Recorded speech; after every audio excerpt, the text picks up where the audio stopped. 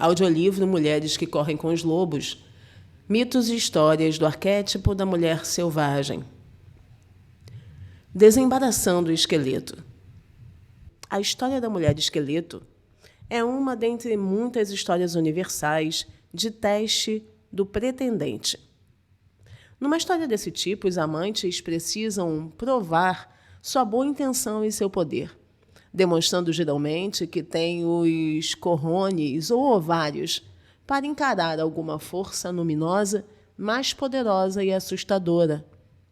Embora aqui a estejamos chamando de natureza da vida, morte e vida, outros poderiam chamá-la de um aspecto do self, ou de espírito do amor, e ainda outros de Deus, de graça, um espírito de energia ou de uma infinidade de nomes. O pescador demonstra sua boa intenção, sua força e seu envolvimento crescente com a mulher esqueleto ao desemaranhá-la. Ele olha para ela, toda dobrada para um lado e para o outro, e vê nela um vislumbre de algo. Ele nem sabe de quê. Ele havia fugido dela, ofegante e soluçante. Agora ele cogita tocar nela. Só por existir, ela de algum modo está tocando o coração do pescador. Quando compreendemos a solidão da natureza da vida, morte e vida, que é constantemente rejeitada, embora não por culpa sua, então talvez possamos nos sentir tocados pelo seu sofrimento. Se for ao amor que estivermos nos dedicando, muito embora nos sintamos apreensivos ou assustados, estaremos dispostos a desembaraçar a linha dos ossos da natureza da morte. Estaremos dispostos a ver como tudo isso vai funcionar junto.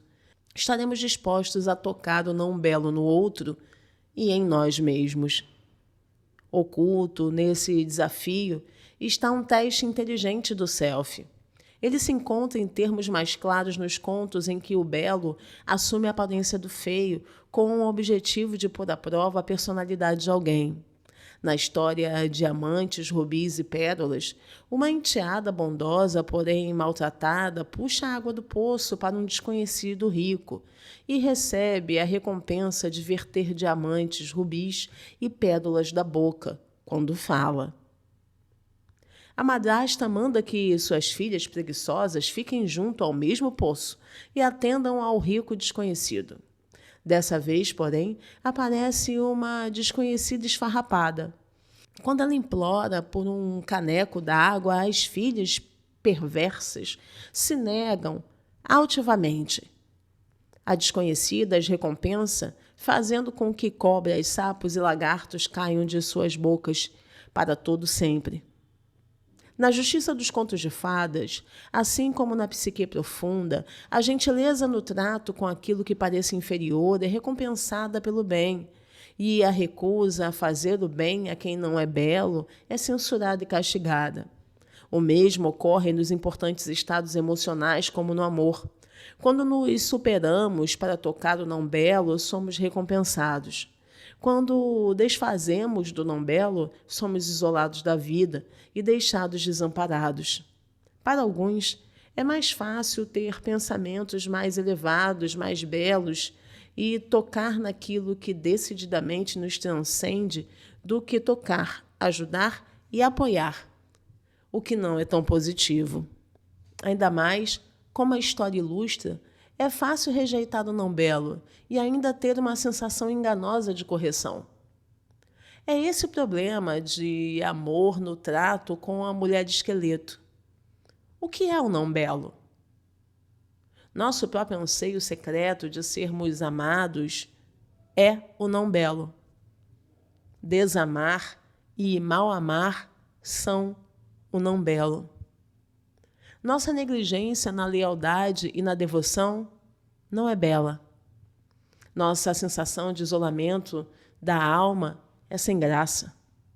Nossas incompreensões, falhas e imperfeições psicológicas, bem como nossas fantasias infantis, são não belo. Além disso, a natureza da vida, morte e vida, que dá à luz, destrói, incuba e dá à luz novamente, é considerada nas nossas culturas o não belo. Desemaranhar a mulher de esqueleto é compreender esse erro conceitual e corrigi-lo. Desemaranhar a mulher de esqueleto é compreender que o amor não significa apenas velas, tremeluzentes e plenitude. Desemaranhar a mulher de esqueleto significa que encontramos o entusiasmo em vez do medo nas trevas da regeneração. Significa um bálsamo para velhas feridas. Significa modificar nosso jeito de ver e de ser, de modo a refletir a saúde da alma, em vez da sua própria penúria. Para amar, tocamos a mulher ossuda primitiva, e não tão bela, decifrando para nós mesmos o sentido da natureza da vida, morte e vida, devolvendo-lhe o estado natural, permitindo que volte a viver. Não é suficiente puxar o inconsciente até a superfície, nem mesmo arrastá-lo, por acaso, até dentro de casa. Sentir medo ou desdém do inconsciente por muito tempo impede o avanço no amor. Desemaranhar a mulher de esqueleto é começar a quebrar o encanto, ou seja, o medo de sermos consumidos, de morrermos para sempre. Em termos arquetípicos, desemaranhar algo é empreender uma descida, seguir por um labirinto, penetrar no mundo subterrâneo ou no lugar em que as coisas são reveladas de uma forma inteiramente nova, ser capaz de acompanhar um processo complexo. Nos contos de fadas, soltar a faixa, desfazer o nó, desamarrar e desenredar representam começar a entender algo, a entender suas aplicações e usos, a se tornar um mago, uma alma sábia. Quando o pescador solta a mulher de esqueleto, ele começa a ter conhecimento prático das articulações da vida e da morte. O esqueleto é uma excelente imagem para a natureza da vida, morte e vida. Como imagem psíquica, o esqueleto é composto de centenas de peças compridas e redondas, grandes e pequenas, de formato estranho, em permanente relação harmoniosa, umas com as outras. Quando o osso gira, os restantes giram, mesmo que de modo imperceptível. Os ciclos da vida, morte e vida são exatamente assim. Quando a vida se movimenta, os ossos da morte também se movimentam em solidariedade. Quando a morte se movimenta, os ossos da vida também a seguem.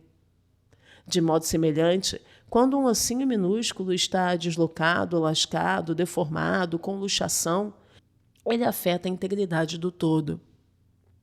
Quando a natureza da vida, morte e vida é reprimida numa pessoa ou num relacionamento, ocorre o mesmo. A vida segue claudicante, hesita, vacila, impede o movimento. Quando houve algum dano a essas estruturas e ciclos, sempre ocorre uma interrupção da libido. O amor deixa, então, de ser possível. Ficamos debaixo d'água, só ossos, rolando de um lado para o outro. Decifrar a natureza da vida, morte e vida significa aprender seus movimentos, seus hábitos, seus enfraquecimentos. Significa aprender os ciclos da vida e da morte, guardá-los de cor para ver como funcionam juntos, para ver que todos formam um único organismo, da mesma forma que o esqueleto é um único organismo. O medo é uma desculpa insuficiente para não realizar essa tarefa. Todos temos medo. O medo não é nenhuma novidade. Quem está vivo tem medo. Entre o povo inuit, o corvo é trickster. Em seu lado não desenvolvido, ele é uma criatura voltada para o apetite. Ele aprecia apenas o prazer e tenta evitar toda e qualquer incerteza, assim como os temores gerados por ela. Ele é muito cauteloso e extremamente voraz ao mesmo tempo. Se algo não lhe parecer satisfatório de imediato, ele sente medo. Se lhe parecer satisfatório, ele ataca. O corvo gosta das belas conchas nacaradas, de pontas de prata, de banquetes intermináveis, de mexericos e do sono, aquecido sobre o buraco da chaminé. O ego corvo é o pretendente que quer uma coisa certa. O ego corvo teme que a paixão termine. Ele tem medo e tenta evitar o fim da refeição, o fim do fogo, o fim do dia e o fim do prazer.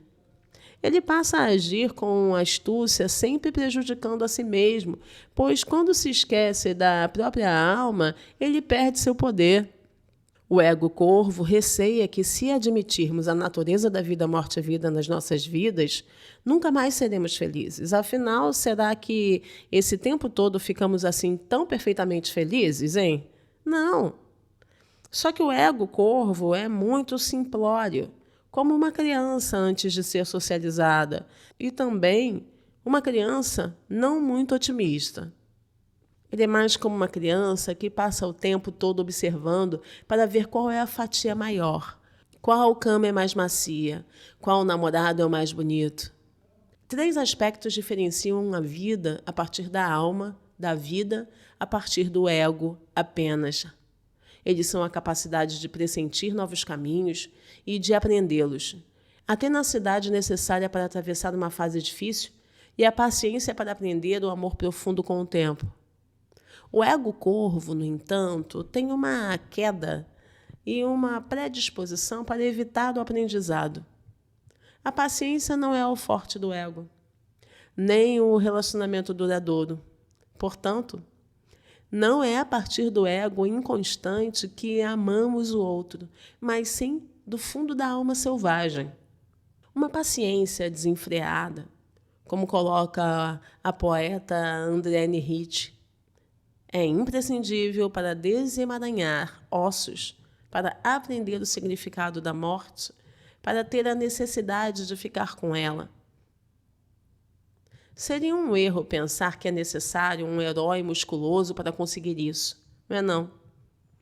É preciso ter um coração disposto a morrer e renascer repetidamente. O ato de desenredar a mulher de esqueleto revela que ela é antiquíssima, anterior à história. É ela quem compara o peso da energia com o da distância, o do tempo, com o da libido, o do ânimo com o da sobrevivência. Ela medita, examina, ela considera e depois age, a fim de investi-lo com uma centelha ou 2, ou com uma chama repentina de fogo grego, ou ainda ela o abafa, soca ou o extingue totalmente. Ela sabe o que é preciso. Ela sabe quando chegou a hora. Na tarefa de desembaraçá-la, adquirimos a capacidade de pressentir o que virá depois, de compreender melhor como se relacionam todos os aspectos da psique da natureza, como podemos participar. Desembaraçá-la é conquistar um conhecimento articulado do próprio self e do outro. Significa reforçar nossa capacidade para acompanhar as fases, os projetos, as eras de incubação, nascimento e transformação em paz, com a própria graça possível. Portanto, nesse sentido, um parceiro que, de início, foi muito ingênuo acerca do amor, vai ficando muito melhor sob esse aspecto por ter observado essa mulher de esqueleto e por ter arrumado seus ossos. À medida que se começa a avaliar os padrões da vida, morte e vida, podem-se prever os ciclos do relacionamento em termos do excesso, seguindo-se a falta, e do desgaste, seguindo-se a abundância. Uma pessoa que tenha desembaraçado a mulher de esqueleto conhece a paciência, sabe esperar melhor. Ela não se choca com a escassez, nem tem medo dela, não é dominada pela fruição.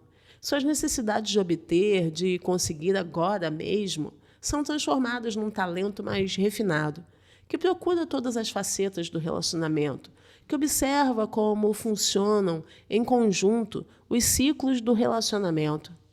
Ela não tem medo de se relacionar com a beleza da ferocidade, com a beleza do desconhecido, com a beleza do não belo. E ao aprender e praticar tudo isso, essa pessoa se torna o perfeito parceiro selvagem. Como um homem aprende essas coisas? Como qualquer um consegue aprendê-las? Basta entrar em diálogo direto com a natureza da vida, morte e vida, prestando atenção à voz interna que não é a do ego. Aprenda perguntando à natureza da morte e vida perguntas incisivas sobre o amor e sobre amar. E depois ouça as respostas com atenção. Com isso tudo, aprendemos a não nos deixar levar pela voz irritante que nos diz do fundo da mente: isso é uma tolice, eu é que estou inventando essas coisas. Aprendemos a ignorar essa voz e dar atenção ao que se ouve por trás dela. Aprendemos a seguir o que ouvimos, tudo aquilo que nos aproxima de uma percepção mais aguçada do amor, de devoção e de uma visão nítida da alma. É bom adotar a prática diária de meditar sobre a repetição do ato de desenredar na natureza da vida, morte e vida. O pescador entoa uma pequena canção de um único verso, que repete para ajudar na tarefa de desembaraçar a linha. Trata-se de uma canção para propiciar a percepção, para auxiliar na soltura da natureza da mulher de esqueleto. Não sabemos o que ele está cantando. Só podemos tentar adivinhar. Quando estivermos soltando essa natureza, seria bom que cantássemos algo mais ou menos assim: ao que eu preciso dar mais morte hoje para gerar mais vida. O que eu sei que precisa morrer, mas hesito em permitir que isso ocorra. O que precisa morrer em mim para que eu possa amar? Qual é a não-beleza que eu temo? Que utilidade pode ter para mim hoje o poder do não-belo? O que deveria morrer hoje? O que deveria viver? Qual vida tenho medo de dar à luz? Se não for agora, quando? Se entoarmos a canção da consciência, até sentirmos o ardor da verdade, estaremos lançando uma labareda para dentro das trevas da psique, de modo a poder ver o que estamos fazendo, o que realmente estamos fazendo, não o que queremos pensar que estamos fazendo. É assim que se desenredam nossos sentimentos e tem início a compreensão dos motivos pelos quais o amor e a vida devem ser vividos a partir dos ossos. Para encarar a mulher de esqueleto, ninguém precisa assumir o papel do herói intergaláctico, entrar em conflito armado, nem mesmo arriscar a vida na selva. Basta que se queira desemaranhá-la. Esse poder do conhecimento da natureza, da vida, morte e vida, aguarda os amantes que superam a fuga, que se esforçam para ultrapassar o desejo de se sentir em segurança. Os antigos que procuravam esse conhecimento da vida e da morte chamavam-no de pérola de grande valor, de tesouro inimitável. Segurar os fios desses mistérios e desembaraçá-los gera um poderoso conhecimento do destino e do tempo. Tempo para todas as coisas a seu tempo, rolando no áspero, deslizando no liso. Para o amor não há conhecimento mais revigorante, mais benéfico, mais protetor do que esse. É isso que aguarda o amante que se sentar diante do fogo com a mulher de esqueleto, que é contemplar e permitir que seu sentimento por ela surja.